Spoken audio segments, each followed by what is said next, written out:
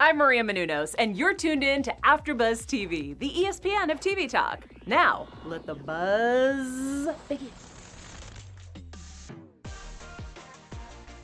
Station 19, after show, we're back, and it was an explosive episode. On the personal front, on the work front, it was just all that. I'm one of your hosts, Linda Antwi, and to my immediate left, one of my faves. Hello. This episode, I can't with Sullivan this week. He's too much. He's definitely been doing the most. But I think it's all about to catch up to him. Overall thoughts of the episode? I thought this was good. We got a new guy in the fire station. You know, Maya and Andy still have their rift, but Maya put her foot down, which I was like, okay, I see you, Maya. Andy, this anger, I need her to work on it, be processing it with a therapist or something, because the fact that she shut Sullivan down when he finally, after all this time, opened up to her, it was sad. And then, but, you know, Sullivan again falling on the floor with this OD, I'm done with him. I mean, it was a lot.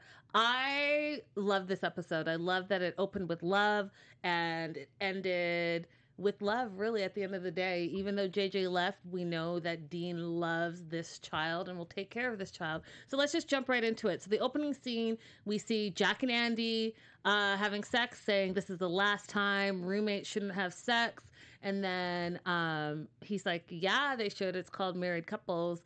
And then she was like, oh, my bad. Because we remember from season 1 that he had proposed to her and she turned him down. Mm-hmm. We see Dr. DeLuca and Maya having sex. And then Travis is having sex with some random guy. We had no backstory. But then we find out that it's actually the chief's son. So Dixon, there's another Dixon in the house. And he's definitely not anything like his dad.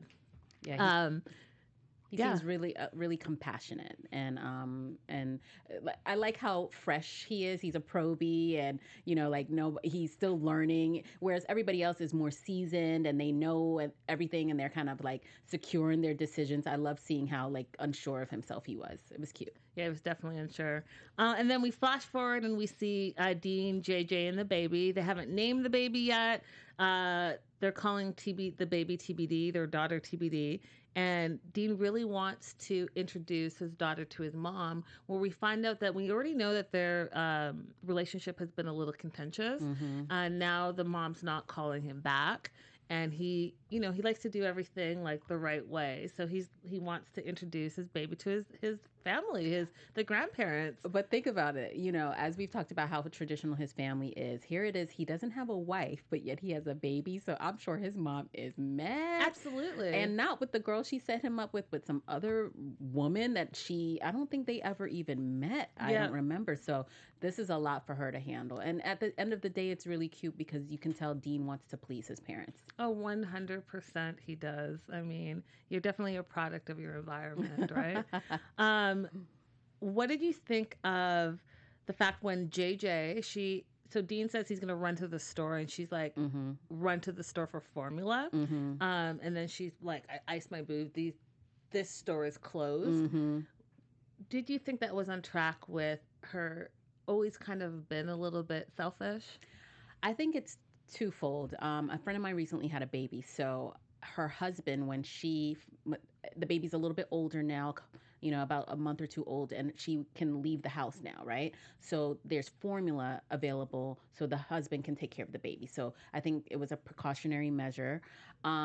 And two, I think she was prepping to go. Yeah, she was definitely plotting. She's like, okay, these boobs are no longer going to be active because the milk dries up after a while if you don't use it. But it also hurts. So the fact, I wonder if that was like, in addition to emotionally not being able to handle childbirth, maybe physically she couldn't handle the fact that her body had changed so much. And I think that that's part of it too, because she definitely mentioned how part of motherhood, who knew that your perfect boobs would be rock hard and all of this stuff. So she was definitely laying like little bombs here and there leading up to what happened at the end. Sullivan. So we see Sullivan working out, and then we see Ben come in and kind of like passive aggressively confront him. So he tells Sullivan that the inventory supplies for the fentanyl, there's a discrepancy. 3 vials are missing. So we find out it was actually 3 vials that he stole. Sullivan says, well, maybe you should file a police report. And Ben's like, well, if I report it, then the captain's going to shut down the PRT team immediately. And how hard he fought to get it. Definitely. And I was so shocked to see how Sullivan could manipulate that situation. And he was basically like, well, you got to do what's right, especially if you think someone stole them, and like looks them dead in the face. That's typical what we see from addicts. Addict that behavior. manipulative, the ability to manipulate and make people second guess their actions in order to benefit themselves. It's so sad to see this from Sullivan, and I do I keep on saying that I'm disappointed in him. I'm disappointed in this character, but in real life I understand that addiction is a very difficult struggle for many people and their friends and family around them who have to who try to work through the problem with them. So it's just Sullivan as a character, I'm just like, what are you doing? Because he, as we saw, he's struggling with it himself because he's usually like a perfect guy. He doesn't fail at anything. So Yeah. it's just really interesting to see him go through this and how easily he's manipulating everyone. Man. Then we see Maya. We see Maya pull in Gibson and Vasquez for quote unquote a word. And she basically asked them, can you guys work together? And you need to apologize to each other. And, Jack takes it. He's like, you know what? I absolutely deserve this and I do need to apologize. But I thought it was interesting. Vasquez was like, well, I'll apologize to you, Maya, for punching him out while I was still on the clock. That's the best I can give. And Jack's like, that's fair. We're in the live chat, and first of all, Ashley Powell and Nayla Semafound say that Warren is amazing, and Ashley also says, I love Vasquez. I love Vasquez too, and stay tuned for our news and gossip segment because we could delve into Vasquez's real life we have some fun facts about Vasquez, but the fact that he's so angry, and we saw that it goes deeper than just two men being mad at each other. It goes to the point of them thinking, as my coworker, are you going to have my back? As my brother. Right. So I was like, I didn't even think about it that much. I thought it was just kind of like two guys fighting over a woman, but no, it's deeper than that. But the thing is, I have a soft spot for Jack, so I'm just like, oh, he's trying to be nice. Be his friend again, Vasquez, please. I'm still on the fence with Vasquez. Like, I kind of just don't like him, but really? I get what you guys are saying, but I'm just kind of like, But I felt for him today. I definitely felt for him. They debut the physician response team, and of course we see Dixon show up for the photo op. And thought it was so funny when Ben was like, because he comes over and he tries to shake Ben's hand, and Ben's like, oh, we're doing this now. We also find out that there's a new character, Claudia Flores, who's going to be the in-house nurse. And we also have Pruitt, who is the quote-unquote honorary doctor / driver of the team. And we find out later on that he really just joined the team because he wanted to spend more time with his daughter. Oh, and then Pruitt, I feel like we have a miracle coming because if Pruitt is joining this new team, he's an integral part of the team. He's the driver, okay? He was in there holding down some guts literally today. So how can he die of cancer? I don't think it's going to happen. We're going to find a cure.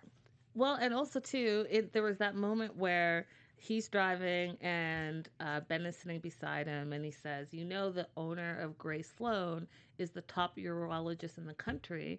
And he's like, oh, no, I don't. Like, Andy got to you, too. But I think that there's an out here. I think that there's a reason why he's on the team, and there's a reason why Ben is bringing up the urologist and Gray Sloan. So we'll see. That's like kind of like a little bit of a prediction. Yes, but a little bit. A little bit. What did you think of? Okay, so I love Ben, and Ben is a great person. He tries to do the best things. But when he recounted the fentanyl, so he changed that paper. So originally we know it was 25 because both Ben and Sullivan counted it together. Right. And then we saw Sullivan pocket 2, and I guess he pocketed another one. So there's 3 missing. So Ben folds up the paper, puts it in his pocket, and then rewrites that there were 22, not 25, and 3 were broken in transit. I think, this speaks to the brotherhood that you mentioned Mm-hmm. amongst the firefighters. Ben trying to uphold that. I think sometimes they've looked at him like an outsider. I think it also speaks to the measures that doctors will go to for their patients. I think Ben, especially now with this PRT team, he's looking at everything. He's back in the medical mode. We saw Yeah. him with the mask on and the whole gear in the truck. So I think he's trying to look out for his boss, his boy himself a little bit. He doesn't want any scandal to jeopardize his new initiative. But I think eventually Ben's a good guy. We don't see him get into too much craziness like he did when he was a teenager. Those days are over, as we saw in those flashbacks. So I think he's just, he's really torn. But right now, this seemed like the best thing for him to do. Fair. We also meet during this physician response team rollout new probie, Emmett Dixon, which we find out is the main chief's son, who's probie, which means he's new, and you can tell he's new, and you can tell he's nervous, and he doesn't know a lot. And I thought it was interesting that Dixon pulled Sullivan aside and said, could you be lenient on my son because he's not a natural, but he is a hard worker. And I thought the dad at the one hand is saying a compliment, but at the other hand, he's slamming his own son in front of his boss, Right. even though he's the boss. Yeah. I thought that was unnecessary, and I also think that it's going to foreshadow something that's coming down the line. And I think that what was interesting and what Sullivan was able to do was knowing that Dixon Sr. feels a certain way about Dixon Jr. When he had his OD and he was able to manipulate him, he knew he could manipulate him because he knew that he wasn't like a natural, like, I'm going to do this, this, and this, and this. I thought it was interesting. Yeah. And I think we're setting up a whole new storyline right now. Yeah, again, here it is, Sullivan using his addiction to manipulate people and feed into their weaknesses, which is really sad. Also, Dixon Sr., he's never been nice to anyone, so I'm not surprised he's not nice to his own son. Right. But I wonder if the son, how did he get this job? Did he get it because of nepotism? Did he have to work hard like everybody else? And I bet that will come into question later. Yeah, agreed. So the PRT 19 gets its first call, which I thought was interesting. You get like the PRT ambulance, fire truck, and now this team, which was Station 19, the 3 trucks roll out. And they're called in on what they think is a plane crash, but we find out later that it's not that at all. The probie misses the call because he was too slow. So again, we start to see like what's happening, and he's new and he doesn't know how everything is going. So Sullivan puts him on desk duty, and Sullivan goes into his office, shoots up like an addict. And when I say he pulled out a straight needle and shot it into his arm, I was like, no, you didn't in the office just like that. You addict. How dare you? I'm so mad at you. And I get addiction is a real thing, guys, and I'm not putting anything against that, but what I am mad at is that character, because go and get the surgery. I say it every week, and I understand that you're now in the thralls of addiction, so you're not thinking straight, but it was hard for me to see you shoot up and then start hallucinating. Yeah. But on the flip side, in the hallucinations, I literally started clapping my hands and screaming because his hallucinations brought Ripley back, and we love Ripley over here. We love Ripley so much. He's so handsome. And Ripley basically is his best friend and is saying, hey, what are you doing over there? What are you going to do about this? You have a problem, and your biggest weakness is going to be your biggest downfall because you're not good at asking for help. And he's like, what happened to you? What happened to your moral compass? You're shooting up in your own firehouse. What a waste. Like, he was really like just digging in on him. And then when we see him, like, fast forward a little bit, in his hallucination, he's seeing Vic and Ripley making out, but we really know that it's about him being in love with Andy. And he talks about how you can't love someone in the firehouse because lives are at stake.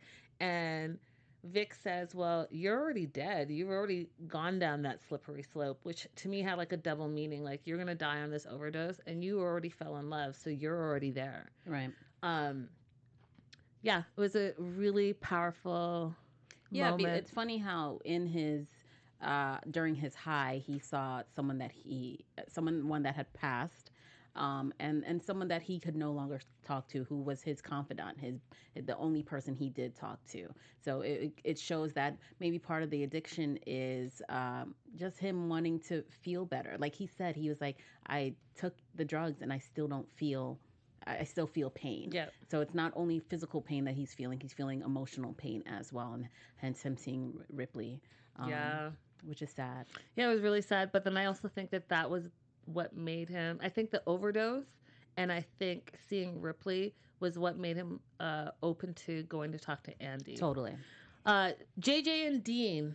Okay, so this is when I knew something was a little off, is when JJ and Dean are talking about changing the baby and her calling it Cookie and him not being able to say vagina, and he wants to call it Cookie and like a situation. And so she's talking to him how are you going to raise a girl if you can't talk about girl parts, you can't talk about her period and all of those things, and let me hear you say it. And he still couldn't say it. Right. And I was like, yeah, but that's Dean. He's like a prude, and she actually calls him a prude.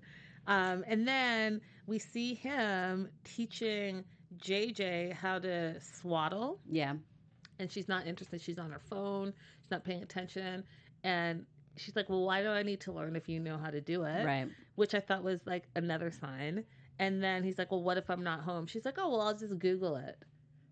You're not going to Google it when he's right here, right now doing it. Pay attention. What's your problem right now? And then they talk about names. And I wasn't sure she was serious, but she was serious. So she's like, well, there's that whole burrito thing, but, the upgraded version is chimichanga, and we could call her Chimmy for short. And he's like, he just looks her dead in her face. No. I was like, you didn't, JJ, you did not. And she did. Yes, she did. You called it. Like I said, you said that she was going to bounce, and she did. And it's sad because, we know that having children is difficult, especially for first-time mothers. But you can see the fact that she didn't know the basics, like swaddling and all that stuff, or even have ideas of names. Usually by this point, people have a list of names that they've gone through. She didn't want to get attached. She didn't.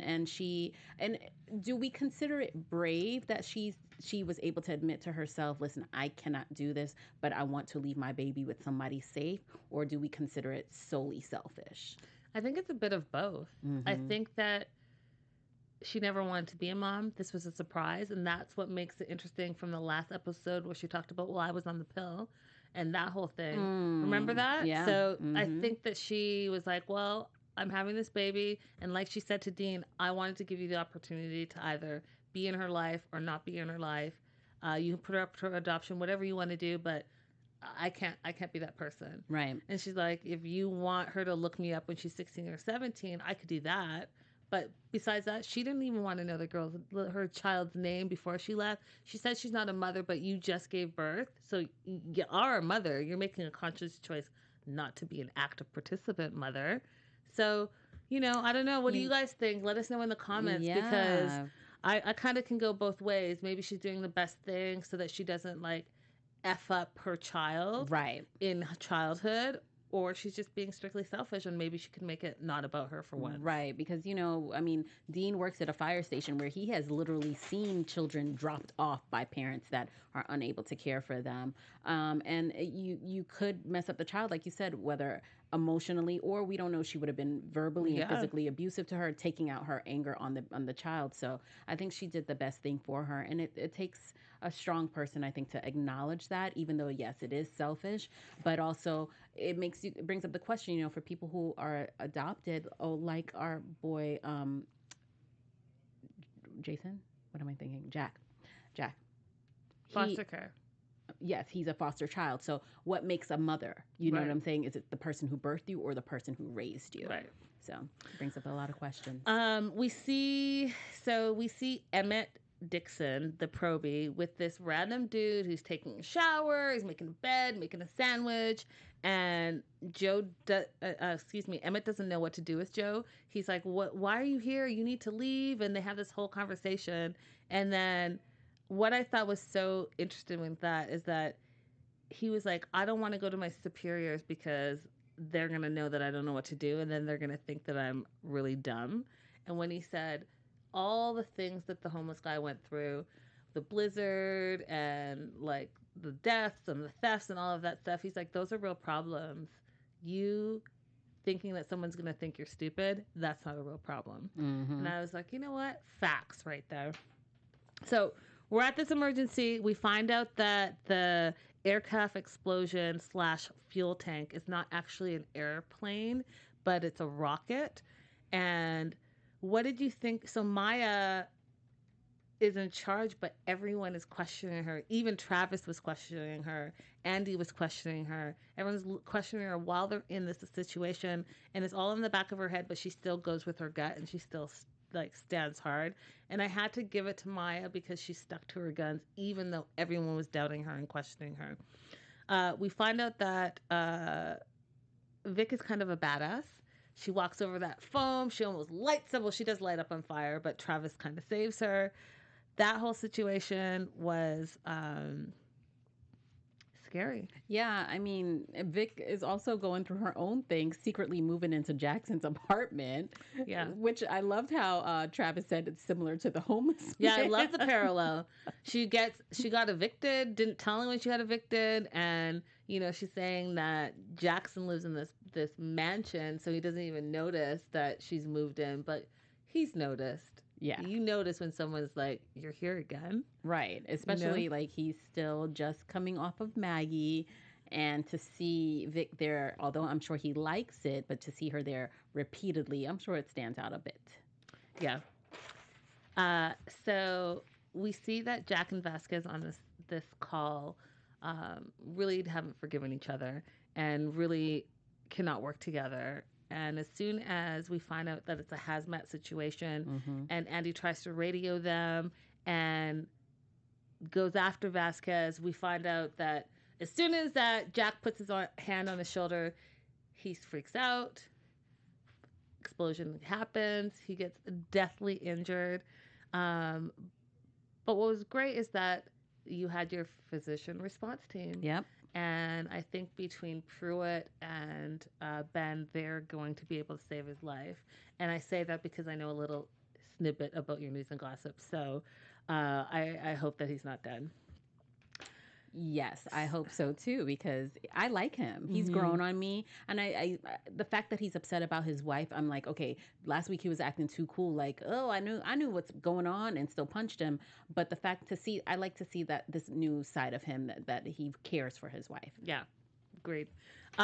So real quick, I want to talk about the overdose. So here's what was crazy to me, guys. So we see that Emmett comes looking for help from Captain Sullivan. No answer. He sees Sullivan is on the ground. He panics for just a quick second, and then he goes and gets his kit, and he puts on this. He gives him the Is it naloxone? I don't know how to pronounce that. Well, the drug overdose thing. I think it's It's that. If you guys know what it is, definitely let me know in the comments. But it's when you OD and they stick that stuff up in your nose. And so he clearly knows it's an overdose. He knows what an overdose looks like. Why did Sullivan have the nerve to say that the drugs that he takes sometimes make him dizzy and he faints? Lies. Dude, I can't even pronounce this drug, but I do know that if someone gave me an extra drug, it wasn't me just passed out on the floor from dizziness. You were OD'd, OG. I mean, it just, again, lies and manipulation. But again, I'm happy that he tried to make an effort to come clean. But now what's going to happen to him now that he can't talk to Andy? Who's he going to talk to? Yes. And speaking of trying to come clean, listen, Andy, selfish, because I get you're grieving and I get that you're angry about being passed up. And now you put more of the pieces of the puzzle together. And you knew that Sullivan knew that your dad was dying. And therefore, he was a factor of why you didn't get captain, because he knows you're going to be even more sad. However, he came to you and he was like, he said it in so many words that he just needed to talk to you. And yes, I did those things. And you could see he was open when he was like, yeah, I knew it. I did that. I'm sorry. I'm failing as a boss. I'm failing at loving you. I'm failing at being your friend. I'm failing at protecting you. You could tell that he's being more open than he ever has been after you just called him out for not being truthful. So instead of being so selfish, you might have been like, okay, what? You could be angry, but you can still have your ears open. I was so disappointed in that. I know. It's her ears. She heard him, but her heart didn't. No, not at all. Yeah. Not at all. And then we see the exit of JJ. And when we saw her so nonchalantly taking off, I was like, oh, I knew this was going to happen. You were right. Yeah, Dean tried to plead with her, which was very sweet. And I there was a part of me that hoped that he was going to be able to persuade her with his handsome good looks and his bleeding heart. Oh my God. But he was unable to, and now we're gonna have him be a single dad. But I have a prediction. It's gonna go back to Maggie. I see them as a happy couple. I'm just putting it out there. Oh just saying. Count with you. Let's get into some news and gossip. Yes. AfterBuzz TV News. So we have been seeing more of our guy Rigo Vasquez, and it made me think, who exactly is Rigo Vasquez? What do we know about him? And so I pulled 5 facts about Rigo Vasquez that we all should know. First of all, Rigo is his real name. His real name is Rigo Sanchez, and his IG handle, where I found a lot of my information, is Rigo1 Sanchez. So you guys should hit him up on Instagram. And his birthday is October 16th, which I think makes him a Libra. We have seen him in various shows. He's also a family man. He has a lovely wife and son. We've seen him in lots of shows that we like All American. We have a screenshot of him here in an episode of All American. And then we have another one from another famous show, Queen of the South. So you may have seen him in other places prior to Station 19. Fun fact number 3, he's a fan of 90s dance hall music and hip hop, which made me like him more. He posted a Wu-Tang Forever album cover and another one from a dancehall artist that we like, Cutty Rank. So that's what he usually works out to. So to get him motivated, he needs a little hip hop and R&B and dancehall, just like myself. Next fun fact, Rigo's recently been up to a series regular for season 5 of the TNT show Animal Kingdom. So you'll be seeing him there as well, in addition to Station 19. Hopefully he'll continue to be on if he doesn't die this episode. So yeah, that'd be great. And the 5th fun fact about Rigo is he's in a new movie called Beneath Us, also starring Lynn Collins and James Tupper, which premieres tomorrow. So you guys head out and support our boy Rigo in his new film tomorrow. I love it. And last photo is just a gratuitous thirst trap photo. You know, he works out a lot. He's a former football player, and he's from right here in Southern California. So I thought that was just, a little something that we all should see to brighten up our day. It definitely did on a Thursday night. That's right. That's right. Like the heat from this photo will lead us right into fire facts. Fire facts. Guys, I have a couple of fire facts for you. So first, in present day, fire is getting faster. The reason why it's getting faster is because buildings are made of synthetic material. So buildings, furniture, construction of houses. It used to be that it took 17 minutes for a fire to spread in your house. In today's day, in 2020, it takes 3 minutes. Wow. Unfortunate. So the eucalyptus tree. So if you look up on your screen, you're going to see a eucalyptus tree. And eucalyptus trees are considered what they call gasoline trees. And the reason why they're considered gasoline trees is because they actually thrive in fires. So when there's a fire and there are eucalyptus trees, they take up the fire more quickly, and the little seeds that they have burst and they go in the ground, and the soiled ground is rich and like the best situation for them to grow. And so they thrive in it, and which is an interesting term. So yeah, they're called the gasoline tree because of it. Yeah.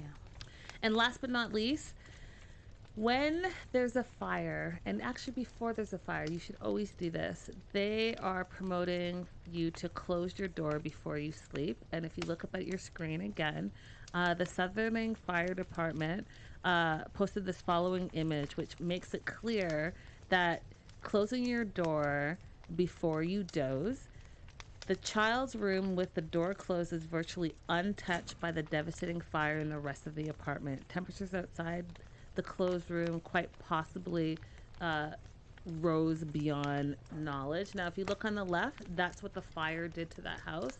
You look on the right, that's the child's room of that person's home, and it was barely untouched. So the point being, when you go to bed, make sure you close your door when you sleep, and make sure you close all the doors of all your sleeping, loving family members. And those are our fire facts. We have time for one quick prediction each. Go. Your AfterBuzz TV predictions. I hope that Dean and Maggie get together and raise the baby together. That's my prediction. I can't with you. My prediction is that next week or the week after, we are going to find out that Pruitt is not going to die, and that he's actually going to take time to go and see the urologist and find out that he has a second opinion that they can actually cut, because that's what they do at Grace Sloan's. They cut and save lives. Guys, we're so happy that you joined us. Make sure you tune in every week, same time, same place. You want to hit me up on social media, you can find me all across social media at Linda So Girly. And where can they find you? You can find me at Say Hi Tsahai. And quick shout out to everyone that commented last week: Gemini 3, Sarah Elizabeth, Sujoy Kumar, and Crystal Sims. Till next time, guys. Bye for now. Bye. Our founder, Keven Undergaro, and me, Maria Menounos, would like to thank you for tuning in to AfterBuzz TV. Remember, we're not just the first, we're the biggest in the world, and we're the only destination for all your favorite TV shows. Whatever you crave, we've got it. So go to AfterBuzzTV.com and check out our lineup. Buzz you later. The views expressed herein are those of the hosts only and do not necessarily reflect the views of AfterBuzz TV or its owners or principals.